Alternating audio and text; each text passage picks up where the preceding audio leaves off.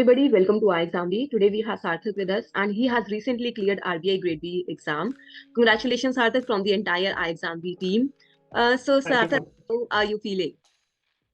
I feel very good, ma'am. I feel very good because it has Okay, been a long journey, and to get something that you actually want after such a long time, it's a really exhilarating feeling. I'm very okay, happy.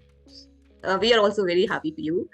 So Sarthak, can you tell all our viewers over here that what is your profile? How you got to know about RBI Grade B? What you have did in the past? Okay, so my profile is that I did my schooling from Delhi. I'm a Delhiite. First year I prepared for UPSC examinations, that is the civil services, and post that, when I failed in the prelims, then I got to know about RBI Grade B through my friend circle, and then on websites where we have knowledge about the exam pattern and everything. So post that I gave my first attempt in 2019, and this has been my fourth attempt, and finally I've managed to clear it. So Okay. Sarthak, which was the most difficult subject for you, both in prelims and mains? I think in prelims, the toughest subject was reasoning Okay. because in all the four attempts of mine, I've been able to clear the sectional cutoff of reasoning or lag that cutoff by very narrow margins, despite intensive practice. So I really don't know. Sometimes luck works over there because despite how many times you practice, if you don't have a proper strategy, you are bound to fail. So for instance, in my case, I practiced a lot of many questions. I was always afraid of the puzzles, so I never used to attempt them. My strategy was to always attempt the smaller questions, the one mark, the questions with the length, which have with smaller length questions. So I used to attempt those questions first, and I think that paid me off really well this time and the previous time. So in prelims, that was the toughest subject. In mains, I don't find any subject which was very tough. However, I would like to say that the English descriptive part which was there, uh, uh, to gather information on how to exactly write a good answer and how to practice that, I think that was a little trickier part. I would say not tough, but a little tricky. Okay. Okay, so Sarthak, can you guide others what all sources you used for your preparation for phase one, phase two, and interview? Okay, so for phase one, speaking of the general knowledge section, which is worth 80 marks, my main source was Affairs Cloud only. The pocket PDFs of the last 3 months. I used that as a source, and more than the importance of the source, I think is the fact of repeated revision. Because when you revise a lot, you tend to retain a lot many facts about a particular article. So I think that is very important. And as far as the other three sections are concerned, I did practice only from the mock tests of various institutes. So I practiced many mock tests, and that was it for phase one sources. Coming to phase two. In English descriptive, I just borrowed some strategies from toppers of the previous years, and I just compiled those strategies and put one strategy document of my own as to how I have to go about each question of the English descriptive paper. And yes, I did use Grammarly extensively. I did use the opinions of my friends on the article, on the essays that I wrote, on the précis that I wrote. That was of really good help, and I got to know how to write shorter sentences, etc.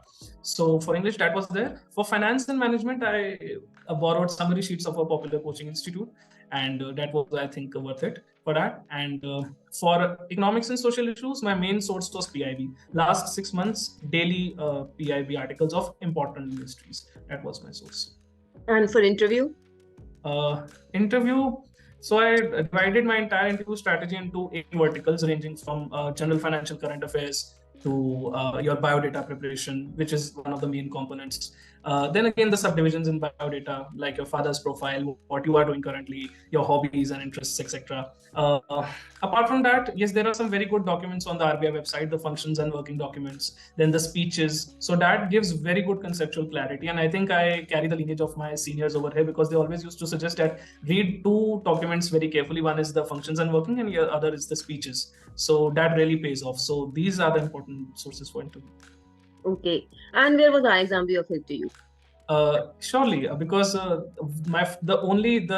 edge that iExamB provided was that, in my knowledge, it was the only coaching institute which was providing offline mock interview experience for this interview thing. So my first offline mock interview, and the only one, was with iExamB, and I got some really good feedback from Neera ma'am and Chandra Prakash Joshi sir. So that was of real help.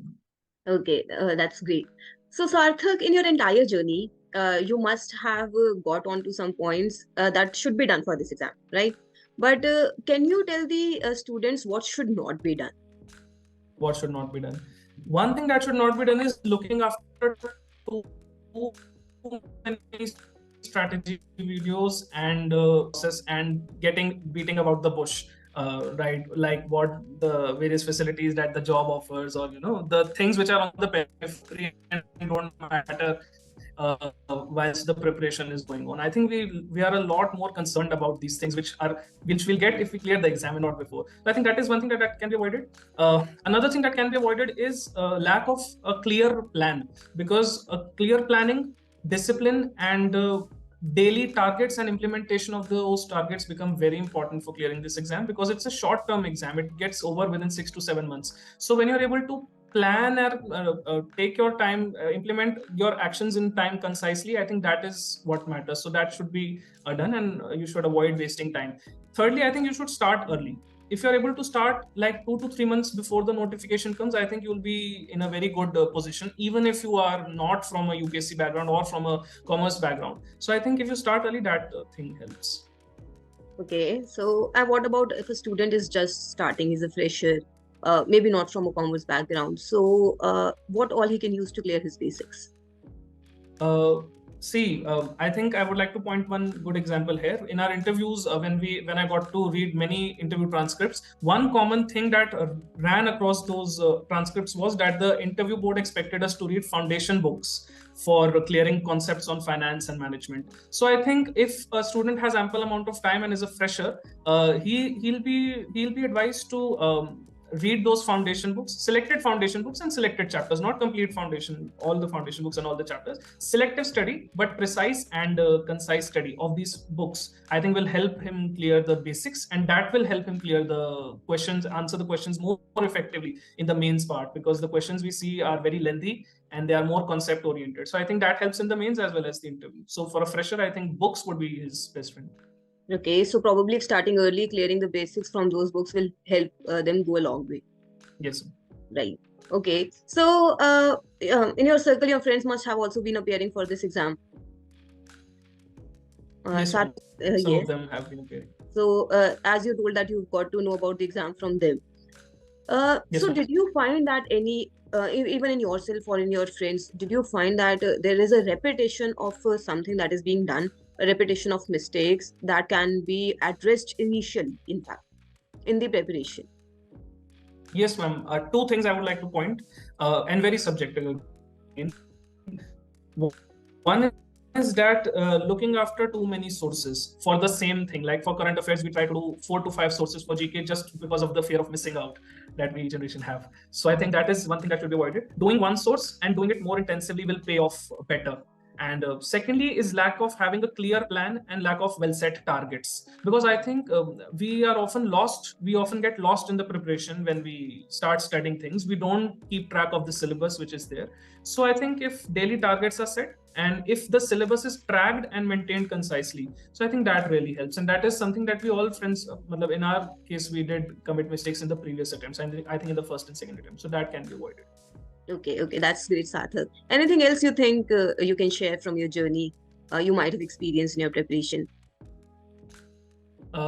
So I think on a technical note, what I feel is that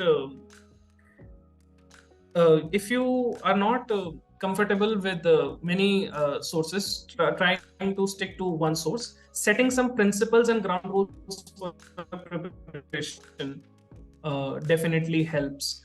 In the previous attempts, I was not able to align and define my preparation from the starting till the end. But in this year's attempt, what I did was I set some ground rules that I'm going to do this much for this particular aspect of the syllabus, and I'm going to practice this many things from these many sources. And I just stuck to those things in the later phases of the preparation. So having a very articulate plan for each stage of the exam and having some ground rules for the preparation really helps. On the behavioral side, I feel that since this has been my 4th attempt and I've finally managed to clear it, I would like to just share with all my friends that patience and perseverance is very, very important for this exam, because you see, we tend to fail by 2 to 3 marks, and that really hurts a lot. In the previous time, I missed the interview cutoff by approximately 3 marks. So and we've been getting calls from many of our fellows who have just who've not managed to clear the interview stage, that how did you prepare and how you did. So I think having patience and having the belief in yourself that you can clear the exam is something that is worthwhile and that needs to be carried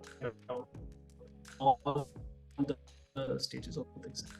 Okay. So that's great, Sarthak. Thank you so much for sharing your journey with us. Again, many Thank you. congratulations from the entire iExamly team and wish you all the best for your journey ahead. Thank Thank you you. so much. Thank you.